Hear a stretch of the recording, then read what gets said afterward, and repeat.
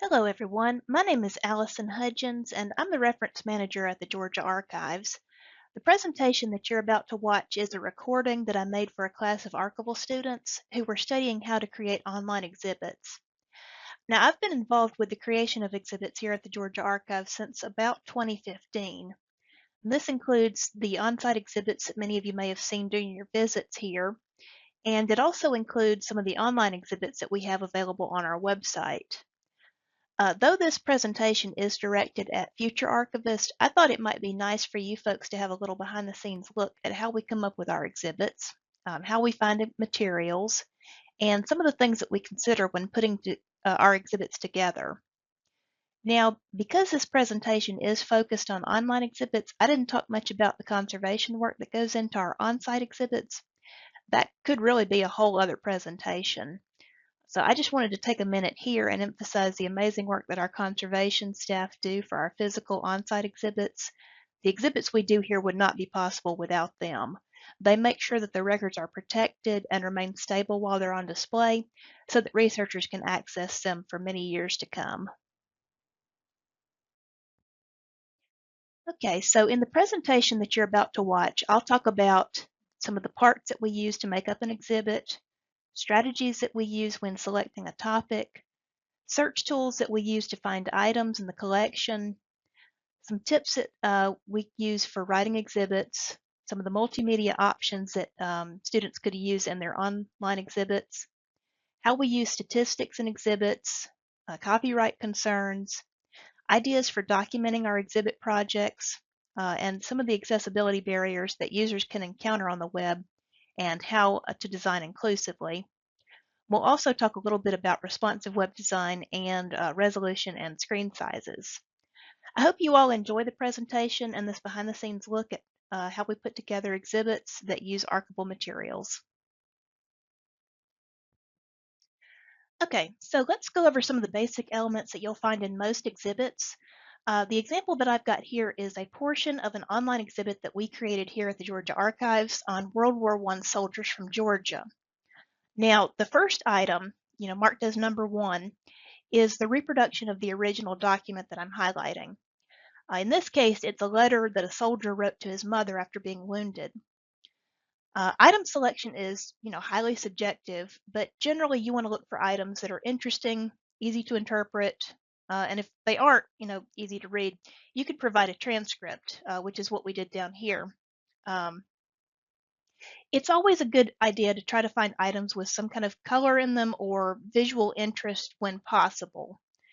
It's, not always possible, but, you want to include something that's interesting to the viewer um, throughout the exhibit.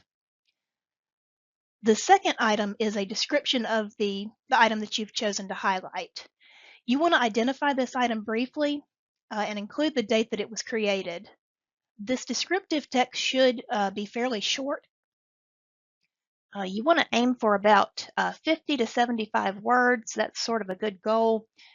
Now, I won't say that I've never gone over that, um, but if you have a lot of text, you're just tempting people to skip over it. Now, the third item here, this is the explanatory text.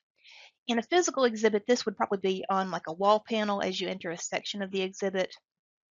The explanatory text gives you context or sets up the viewer to better understand what they're looking at. Now, this text can be longer. Generally, you don't want to go over about a few paragraphs, though, because again, people just aren't going to read a huge block of text.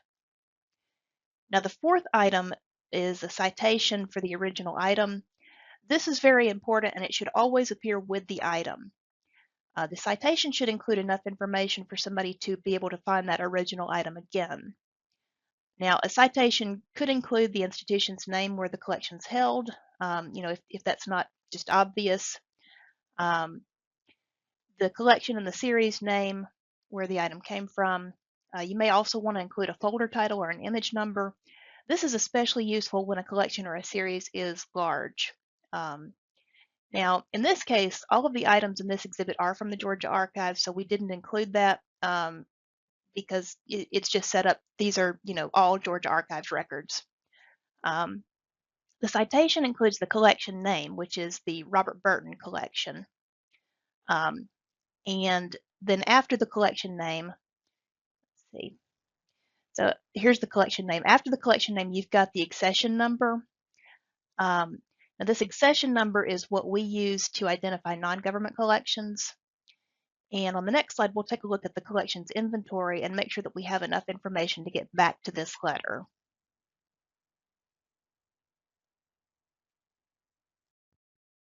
Okay, so here's the collection inventory for the Burton collection. You'll see the accession number listed here at the top. Um, in this inventory, we see that the letters are arranged in chronological order. The letter from the exhibit that we were looking at was dated August 2nd, 1918. And we see that box 2 includes letters from May to November 1918. Now, this inventory happens to go into item level description. Uh, this letter is described in detail in the inventory. You see there in the corner there, the full description of the letter. This description was provided by the donor. Most of the collections in our holdings are not described to the item level. But even without this item level description, you would still be able to find this letter because the box list tells you, which dates are covered by box 2.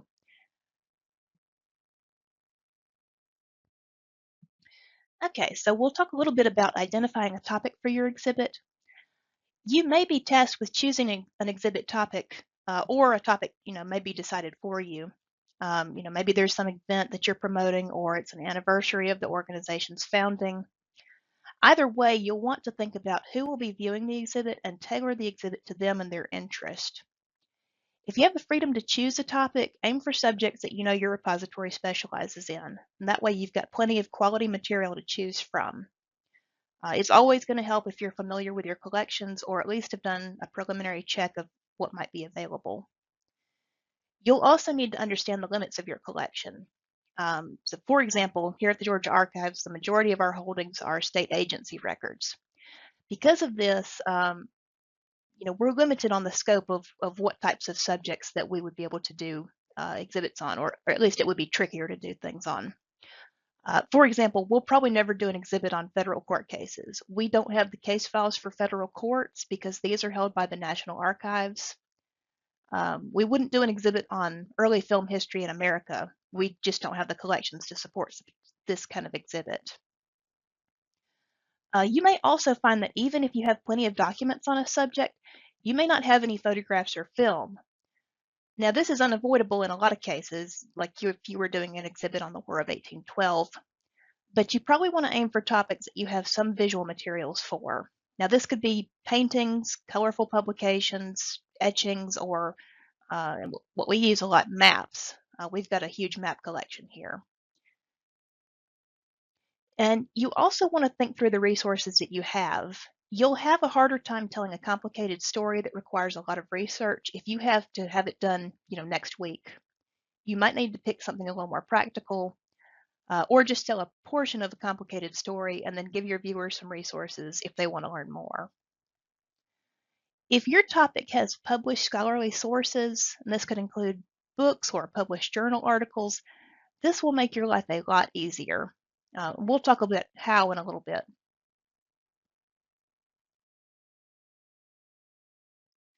So we'll go over some search strategies.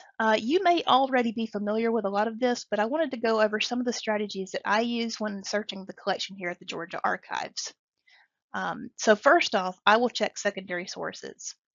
And again, this is going to be things like scholarly books or academic journal articles. I use the Georgia Historical Quarterly a lot, for example. Hopefully your source can give you more context for the subject. And additionally, what I'll do is I'll check to see if they have used any of the collections at the Georgia Archives. I'll check their cited sources. As I'm familiarizing myself with the topic, I'll keep an eye out for individuals or organizations that play like a major role. Then I can see that if we have any materials on those individuals or organizations. And if I've, selected a topic, that's tied in with our holdings, then that's going to increase the chances that I can find something. I'll also think about how this topic may have been affected by any state agencies. And if so, I'll look through the agency's records to see if I can find anything on my topic. So modern citations can be very good, as archivists have processed collections and provided authors with collection and series names and specific record group numbers. Um, those will show up in the cited sources. You can see an example of this here. This is a book that was published in 2015, and they've gone into very good detail and included full series names and the record group numbers. Now, because the Georgia Archives has been around for about 100 years, I often run into historical citations, like this one here. This is Georgia Historical Quarterly. This is an article that was published in 1928. Now, in 1928, the collections at the Georgia Archives were not described by modern established professional archival standards. There were no record groups, there were no series. So this citation, which is to be found in the State Department of Archives, while it's not very specific, the author really didn't have much else that they could cite. Now, if me and my colleagues were asked to locate the letter that's cited in this article, we're familiar enough with the holdings that we could narrow it down to about 2 collections that it's likely to be in. One note, you may need to tailor some of these strategies for your institution.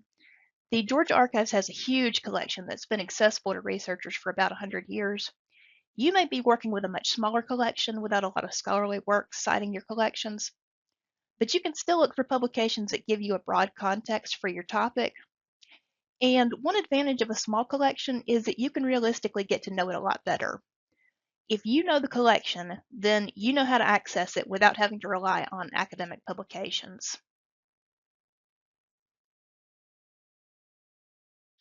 Now, if you are expanding your search to other repositories, besides your own, there are a few strategies that you can use to help you find what you're looking for. If you're in Georgia, use the Georgia Archives Historical Organizations Directory. This is on our website. If you go to georgiaarchives.org, scroll down to the bottom under the featured content section, and you'll see a link to this directory. You can do searches by location or by keywords, and you'll get contact information and also a brief description of what the repository specializes in. You can also do just sort of broad internet searches for so-and-so's papers or the organization's name records. I've got a few examples on this slide. One from our collection and one from the Atlanta History Center. This is the William C. Polly papers at the Atlanta History Center and the Georgia Legislative Black Caucus records that are here. So, organization name records or, personal name papers. And by the way, you might notice that these two have the same kind of web design. Even though they're from different organizations, these are finding aids that were created using ArchiveSpace, which is, very widely used. You may already be familiar with it. You can also use sites that compile collections or publications into one database. For example, you can use Archives Grid, which is a sort of collection of archival collections, or WorldCat, which is a database to look up books and publications at libraries.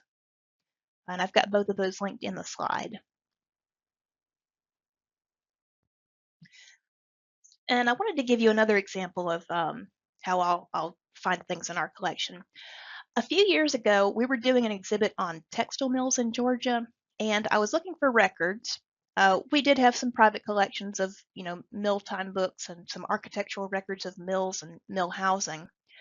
And remember, most of our collection is state government records. So if I wanted to find more things, especially if something that documented individual mill workers, I had to sort of think a little more creatively.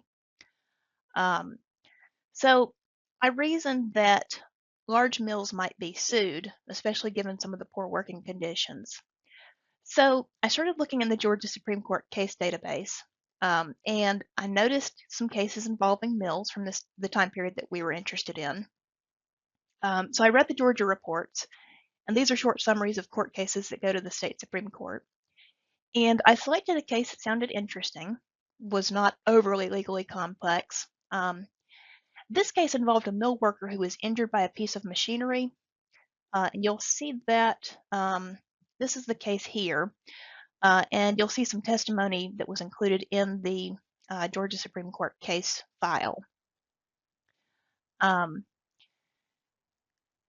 Now, another strategy that I used for the same exhibit was I checked for large events that involved mills that state agencies might have gotten involved with, especially the governor, because we have a good collection of governor's correspondence.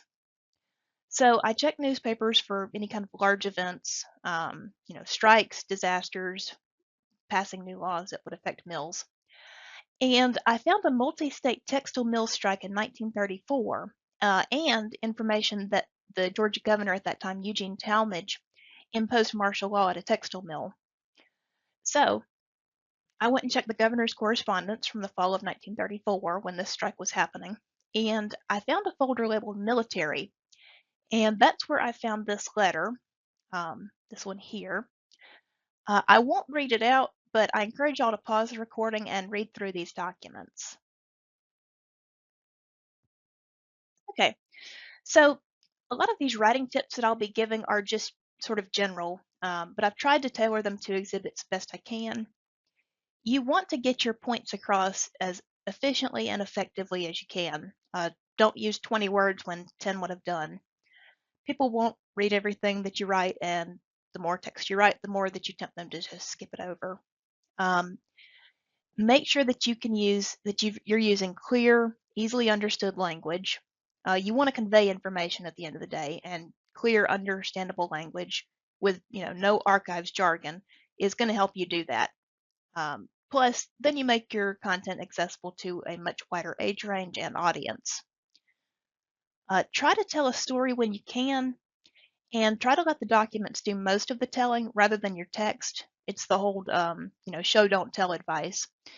Although admittedly, sometimes you just need to do some telling. And these are guidelines. You can judge which ones work for you and which ones don't.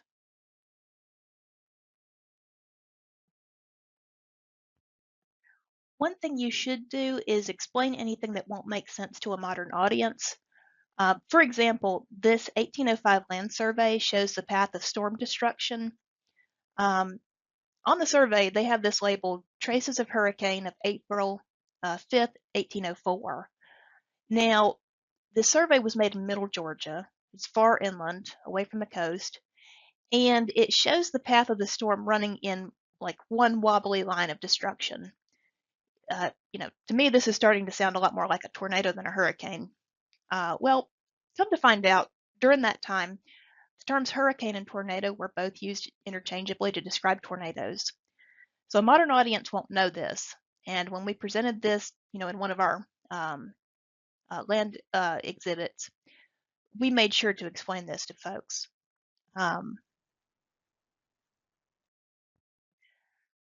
So let's talk a little bit about multimedia that you can use in your online exhibits. This is an advantage of online exhibits over physical exhibits because you don't have to try to find technology to display multimedia in a physical space. The disadvantages are that some of this multimedia technology that you may be incorporating, it may become outdated, and it could ultimately break your exhibit. Years ago, you had tons of websites using Flash Media Player to animate portions of their site. Well, Flash was discontinued in 2017, and all that Flash content had to be replaced, or it just became inaccessible. You'll have to think about the lifespan of your exhibit, especially since most online exhibits are put up with the expectation that they'll remain on the site permanently. Now, websites are not eternal, and they're going to be redesigned at least every 10 years or so. And old content does break or just needs updating. So don't count on an exhibit staying up online indefinitely. So let's switch gears. We'll talk about your exhibit's content, specifically statistics. I like including statistics in exhibits because it's a quick way to get across a fair amount of information. It also gives people better context for the documents and images that they're seeing. So where do you find historical statistical data? Broadly, you can use data from the US Census Bureau, which captures a huge amount of information about the American population over a wide time span. I also use state agency annual reports, which are packed with statistics. Up here at the top, this is a 1900 census bulletin. Um, they've got, census bulletins are massive documents that the Census Bureau prepared by compiling um, basically the door-to-door census data, and then put it into statistical tables that they then made available on their website. Below that, we've got an image from an annual report of the Prison Commission in Georgia from 1904 to 1905. And again, those state agency annual reports are just packed with statistical data. You may also want to use reports from your organization or, you know, more broadly from just academic studies on your topic. Now, when using statistics in exhibit, it's often a good idea to present them visually. Not only is it an opportunity to inject some visuals into a document-heavy exhibit, it's a good way to communicate to visual learners um, and convey sometimes dense information in a clear way. This is a panel from an exhibit that we did a few years ago on education during segregation in Georgia. I used the Department of Education annual reports for this and local superintendent's annual reports to compile this data. So at the top left here, you'll see the original statistical table that was published in the Department of Education's annual report from 1910. Once I had this information, I went into Microsoft Word and went to Insert Chart. I entered the data into a table, basically a little mini Excel table. And then from there, Word will create a chart from that data. You've got some options about different colors and fonts that you can use, which labels to show, so you can customize it a good bit. If you've taken a statistics class, you may have run into causation and correlation. What that means is that you can't make a claim that one thing causes another just because they appear to be linked in some way without doing a scientific experiment where you've selected participants randomly and you've got a control group. I've pulled out a quote about this from an article in the Harvard Business Review, and I'll read a little bit of it.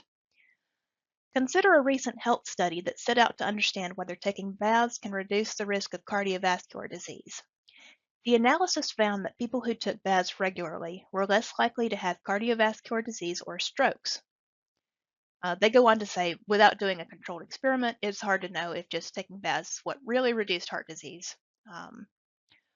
For example, it's possible that regular bath takers are generally less stressed and have more free time to relax, which could be the real reason that they have lower rates of heart disease. Still, these findings were widely circulated with headlines like, taking a bath isn't just relaxing, it could also be good for your heart. So let's take a look at an example of this in an exhibit. This is a chart that we used in an exhibit at the Georgia Archives on the history of education in Georgia. It shows rates of illiteracy in Georgia dropping dramatically from 1880 through 1920.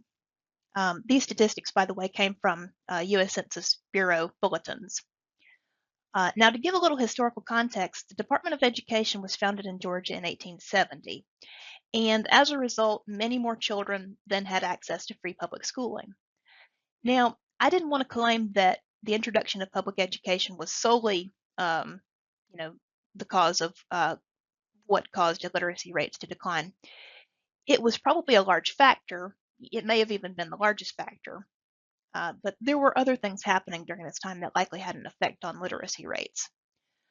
For example, you had more professional teaching programs available at Georgia colleges. You had Payne College in Augusta that was established in 1884. This was a college for African American students with a focus on teaching and religious studies. You had Georgia College in Milledgeville, This was established in 1889. At that time, it was a college for white women, and teaching was one of the main areas of study. You also had Spelman College in Atlanta. This is a historically black college for women, which added a teaching program in 1891. Now, besides just having more qualified teachers, you also had the introduction of child labor laws. At the state level, you had a major set of these laws passed in 1906, 1914, and 1916. I think the main takeaway from this is that history and the world is complicated, and unless you've done the work, you generally don't want you want to avoid attributing one single cause to an outcome. Okay, so once you've found some items that you want to use, you'll need to check and make sure that you have the rights to publish copies of these items on your website. When using items in your collection, this is fairly straightforward. You'd need to go check the donor agreements and ensure that the rights to the collection were transferred to your repository. If you are unsure of the copyright status of an item, ideally you would get help from a copyright expert. There may be a legal department in your agency or organization, but there are also resources on Stanford's copyright page, and you can also check copyright.gov. These are linked in the slide. While exhibits are going to consist mostly of your own collection items, if you find a situation where you need to request a copy of an image or document from another repository, you need to request permission to use from that repository. They may have conditions that you may need to meet. For example, you're going to need to cite that the material comes from their repository, which you should be doing anyway. And they may charge you a use fee. Use fees are often assessed either as a nonprofit rate or as a for-profit rate. When requesting permission, it's probably a good idea if you go ahead and identify your repository and the type of use that you're requesting. Another thing you can do if you're looking for images that to illustrate your exhibit from outside your collection, check repositories that have large sets of items that are not likely to be in copyright. This includes the Library of Congress and National Archives. I've listed a few other repositories on this slide as well. Anything that you find, you should always check the rights on that individual item because there could be restrictions.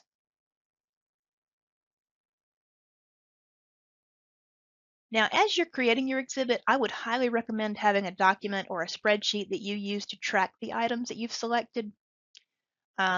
Patrons may want to track down a specific item that they saw in an exhibit. You may need to find the item, for a presentation or a tour. And you need a way to track the scans that were created. Otherwise, you or other staff may be going back and scanning an original that has already been scanned, and this increases risk or stress on that original. The spreadsheet that you're seeing on the left is one that we use for a physical exhibit here at the Georgia Archives, which is why it has a conservation notes section commenting on the physical condition of the item. It also includes a column for the record number, which is what we need in order to access the physical item in our space management system. And then I've also included an item description. Going into this amount of detail lets me search across this spreadsheet and then find the item that I want. I also save copies of the label text that we use in the exhibits, and this text has also been really helpful when I'm trying to track something down that we've used in the past. When designing your online exhibit, keep accessibility in mind. You want to make this information available to as many people as possible. I've noted some of the web accessibility barriers listed on the ADA guidance page. I've also got a link to the full guidance page on this slide. Some of these are design choices that you can make in most platforms. For example, making sure that there's enough contrast between the color of the text and the color of the background. If you're trying to implement accessibility features but you're running into problems, you can talk to your colleagues' IT department if you have one, or you can always put a question on a listserv like SGA, which is the Society of Georgia Archivists. Make sure to also check any institutional policies that your organization may have on accessibility, and make sure that you're complying with that policy. When considering a platform to use for your exhibits, check for built-in accessibility features. Your exhibit is going to be viewed on a variety of devices with a variety of screen sizes. Ideally, the platform that you choose will have responsive design. What that means is that your website automatically recognizes a viewer's screen size and adjusts content to fit on that screen and to be readable. You see here an example of the Georgia Archives website, how it looks on a desktop computer versus how it looks on a phone. Below that, I've listed some common screen sizes, but just know that these are only common right now. Tech changes rapidly. The screen sizes that we were using 20 years ago are not the screen sizes that we use now. Ideally, you don't want to design for one specific screen size. When selecting your exhibit platform, check to make sure that it has built-in responsive design. And as you create your exhibit, test it out on a variety of devices if possible, and see so that you can see what your viewers are seeing. Next, we're going to talk a little bit about image formats and resolution. Now, some of this y'all may be familiar with, but I want to go over some of the basics. You've got a couple of different image formats listed here. I've got TIFFs, PNGs, and JPEGs listed. There are differences, and I've listed sort of the broad strokes, the differences between these formats on the slide. One of the big differences is the type of compression that each format uses. This compression method determines if the format will degrade over time. PNG and TIFFs have a type of compression that means that they don't lose data over time. This is called lossless. JPEGs, on the other hand, will degrade over time. This is why you do not want your master copy of a file to be a JPEG. You want to use a TIFF format for that. Okay, we'll talk a little bit about resolution. On the right here, you'll see a scanned image from a civil defense booklet from 1957. This scan was created for the web. It's meant to be viewed at about the size that you see here in the upper right corner. Now, if you zoom in, you'll see that this image is not very sharp. The image, by the way, is a JPEG. You can see the pixel dimensions and the resolution listed at the bottom right corner. Now, this is a perfectly good file for viewing on the web. It'll load fast. It's not going to take up a lot of space on your server, but it's not suitable for printing, and it's not suitable as a master copy of this scan. Now, along the bottom here is a page from a civil defense publication that we scanned in order to print a reproduction of this page for a physical exhibit. We scanned this item at 300 dpi, and this is a TIFF file. When we zoom in to 280%, the image is still sharp. This is a good file for printing, and it's also good as use for a master copy of this scan, but you would not want to use it on the web. It's a big file. It's 25 MB. So it would take up a lot of room on the server, and it would load slowly for the viewer. Now you may see resolutions listed as either PPI or DPI. PPI means points per inch. This is used for screens, and DPI is used for printing. It's dots per inch. Okay, that's the end of my presentation. I hope I've given you guys some ideas and some information that'll help you create your own online exhibits. Been really happy to have this opportunity to talk to everybody about this topic. It's something that I really enjoy talking about, and I really enjoy creating exhibits. And I hope you guys have a good rest of your day. Bye-bye.